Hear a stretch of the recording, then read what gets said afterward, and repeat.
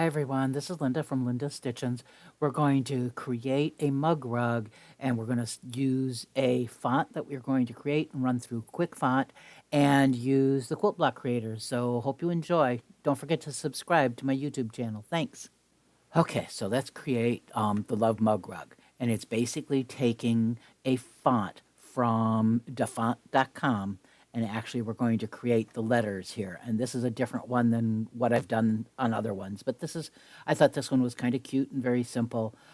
So it makes it a very quick project. So we're going to first go to dafont.com. We're going to look for LC Look with Your Heart, and we're searching for this font that looks like this. We're going to go and we're going to select to download it. And once it is in your folders, it's going to be in your file folder under downloads. We're going to open it. We're going to do extract. You can extract it so it goes where it needs to go. And then we're going to double click on it and we're going to say install it. And mine's already going to say it's already there, but that's okay. We're going to do yes. And let it do its thing. And then I can actually close this. I can close this.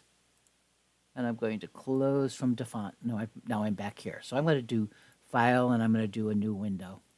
We do blank canvas, 240 by 150 hoop, and we're going to have it rotated so it's turning sideways. We're going to do OK. Now, where we're going to go is we're going to go first to the Letter tab. Now, in the older versions of the software, you're going to find this in a different, where we want to go in a different place. But right now with the Creativate, you're going to go into the Font Manager. Sometimes it's going to be down here along the very bottom under Accessories. Sometimes it'll say Quick Font right here and nothing else. But with Creativate, we're going to do Font Manager. We're going to go and we're going to say Quick Font. You're going to look for, and there's all kinds of them here, and the one we're looking for is that LC that we typed in earlier. We're just going to do a regular. We're not going to do any of the extra little things. We're going to use it for the software and use it directly in your software. If you actually want to take it and actually use it directly in your machine, you would select this, copy, put it to a USB stick at some point. But that's another option we're going to do next. We're just doing the outline. We're doing nothing else with it. You can actually go in and click on here, and you can tell it how long, and I'm going to leave it at a triple stitch, and I want it at 2.0 because I want it pretty small. I'm going to leave all of this at the default. I don't care about this at this point. We're going to do next. It is going to name it what we had it, and you want to make sure that it's going to go to My Fonts. You can actually print the catalog at this point, and you just set it to your printer, and it makes it really nice because it gives you a nice reference sheet to look at. We're going to do Finish, and mine already exists. We're just going to do Yes. And so now it should show up in your list of under My Fonts, LC Look Wait for Your Heart, and we're going to just close this. If you were just went directly to Quick Font, you would just already be back here. So you want to make sure that that's the one that is selected here. And we're going to do this a couple of different ways. First, I'm just going to type in capital LOVE, and I'm going to do apply. And there's some things I want to change about this. Now, if you have Elite or the Platinum or the top of the line of any of the older software, you can actually go in and edit some of these. You'd go about it differently. But what I want to do is I want to go into my font manager for right now. Now, this doesn't apply for those with extra. We're going to do another process for those that do have extra. I'm going to go in and I'm going to say Edit Digitized Font. And so I'm going to get that font that I had, but I want just the capital L. I'm not making changes to all of it. But you see this little area here? I actually want to get rid of that. So I'm going to zoom in here, zoom in. And I can actually, and this works just like the regular digitizing, except this is specifically for a font. And I'm going to do freehand select, and I'm just going to come in here and I'm going to kind of draw around here. My mouse is kind of picky today. Around, because I just want to get rid of that little section right there. Okay, and I'm going to hit delete. And it's gone. But the other thing I want to do is I kind of want to straighten this out a little bit. I'm going to do a right mouse button to deselect my tool, and now I have edit points. And I'm going to click on this, and I'm going to actually just take and drag that node out so it makes a nice pretty heart. The only other letter I need to modify is the O. So I'm going to go to O. Oh, I forgot. You want to make sure you always save when you make a change to one of the letters. We're going to do it to O. And this time I want to get in here really, really close, and I want to get rid of that area again. Right mouse to deselect my zoom in. I'm going to do freehand select, and I'm just going to get rid of these right here.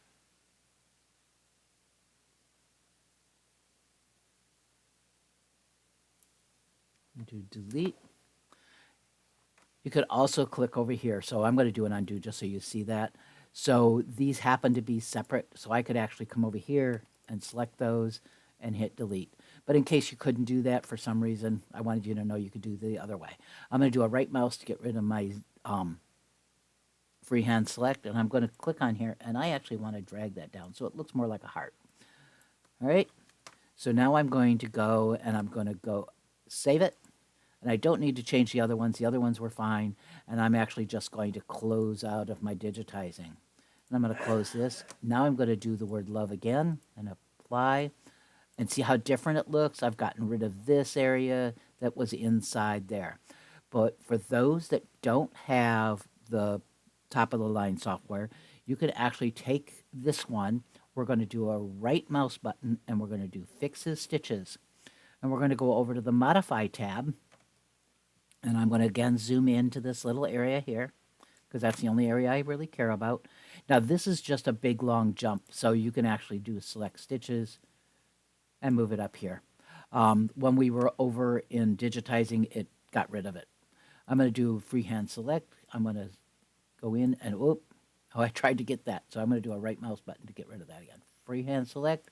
I'm actually going to draw around this area. I'm going to hit delete.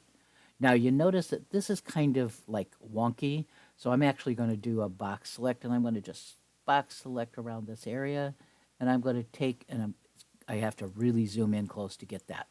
So I'm actually going to take that, and I'm going to move that out here. It takes a little bit of practice to get to that point. You can actually do select stitches and start getting rid of some of the things.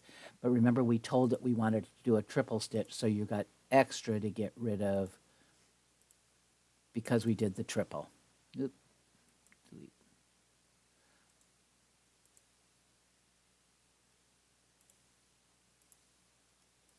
Or you could take it and drag it. So now I want to get over, and I'm going to slide my bar over, and I'm going to come down a little bit where that other O is, and I want to get rid of this. Freehand select. I'm going to get rid of all this. Now, the nice thing about having the digitizing capability is you can actually go in and fix those things. So delete, we're good. I'm going to zoom to fit. And now I have both options here. I'm going to do a right mouse to get rid of that, deselect that. And I'm going to go over to the frame tab. Now I have both of these. So it makes it really kind of pretty. So I can do it either one. And I'm going to just hit delete. But knowing that I can actually edit these in the top of the line software makes it really nice. Okay, so we're in the frame tab and we're going to choose border, which is, you have different options here, but the one we want is border. And I have my design actually selected, and I'm going to leave my margin at 6. I want rounded corners instead of square corners, and I'm going to choose for a motif. So I'm going to click on motif. I'm going to do, I don't want to add an applique. You could do that if you wanted to, but I'm not going to. I'm going to do motif line. And I'm looking for the Husqvarna Viking ones. And it's menu number H, letter H. And it's that heart right there. I need to mark this so that I have fit to line and kern are selected. That way everything fits onto the line. You could do a triple if you wanted to, so it makes it a little bit heavier. I'm going to do OK. I'm then going to go and select apply. So what it's going to do is it's going to put those hearts around the word love, and I'm going to hit apply at 6 millimeters out. Apply. So there we have it. We have out 6 millimeters, so it's kind of surrounding the whole heart, whole word of love. Now, the other thing I want to do is I actually want to do another frame, and I want to do this other frame that's just a straight stitch going around here. It makes for when I go into the quilt block wizard that it will be nice and smooth. If I didn't, what's going to happen is I'm going to end up with all these jagged edges. So this time I'm going to choose I'm going to choose a triple stitch. You can go to stitch type and make sure that triple stitch is selected and it's okay. And the other thing I want to do is I want to set the border margin to 1 this time. So the 1 is going to be 1 millimeter out from my hearts. And I'm going to do, I still have rounded corners, groups okay. I'm going to do apply. So what I've done, and I'm going to go in here and I'm going to reveal my groups. I have this one, which is my outside border. I'm going to change the color of that just to something different, just so that blue is always one of those things that automatically happens first all the time. I'm going to choose the hearts here, and I'm going to go to a pink. So right now what it's going to do is it's going to stitch around the outside edge. It's going to do my hearts, and then it's going to do love. If you want to move those around, you can do that over here. If you want love to go first, I kind of liked having this actually stitch first because it kind of held everything in place. Then I did my hearts, and then I did the word love. Now what I want to do is I want to take this, and I actually want to take it into the Quilt Block Creator. So to do that, I'm going to choose my group. I'm going to do a right mouse button, and I'm going to select cut, and it's going to put that down here into my clipboard. So I'm going to go over to the Create tab. I'm going to go to Quilt Block. I'm going to say Filled Quilt Block with an inner embroidery, do next. I want to use shape 2, which is a rectangle, and my size of my hoop is the 240 by 150. So I want it 5 millimeters in. It just kind of gives me a little extra leeway. I do not want include a cut line around my quilt block. I want that unchecked. We're going to do next. If you notice what's in our clipboard is now here. I'm going to do paste. I'm going to do next. And right now it's set, the margin is set, so it's out here. Now you could go, what's really cool is I could actually take this and do this down here and do this over here and do this over here. I'm actually going to put it back towards the center again, but I could actually move this to any place. So maybe I want it over here and I want to do something else up here. So I'm going to do this. I want it fairly close. I want to go to 1 millimeter. So I want it really very close to that outside edge. If I had not done that border line that I just did, that triple stitch, what it would have done is it would have tried to make these little lines going around the heart, and I really didn't want, I want it smoother. So I'm going to do next. Defaults always to the stippling, and I'm going to go to crosshatch fill. I'm going to go to options. I'm going to make this 25, which is about an inch. Do OK, and do finish. Again, I'm going to change the color. Doesn't really matter what it is, because I did everything all this pretty much as one color, except I did this area in here as one, and then I did this as a matching to my fabric. So now the only other thing I want to do is I need to do that last stitch that's going to hold everything together. You would actually take 2 pieces of fabric and lay them on top of this after it's stitched so that they kind of meet in the center. Undo. So they meet in the center and kind of overlapping. So that way I can flip it around.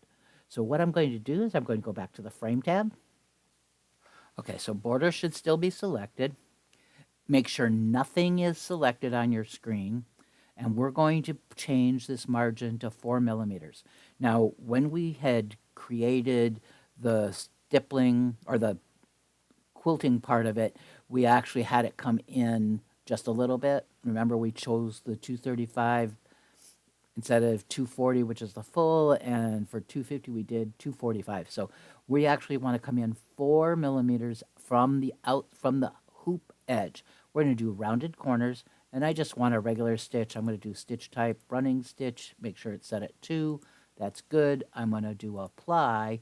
And so now I've got this rounded edge, which is going to give me a nice rounded edge instead of straight squares. And again, I'm going to change this color to something that I haven't used before. Do OK. Don't forget, then your save as, and you've done your export, and you're all set and ready to sew. I hope you actually do this and show pictures so I can actually see what it looks like. Take care. Thanks for watching. Bye.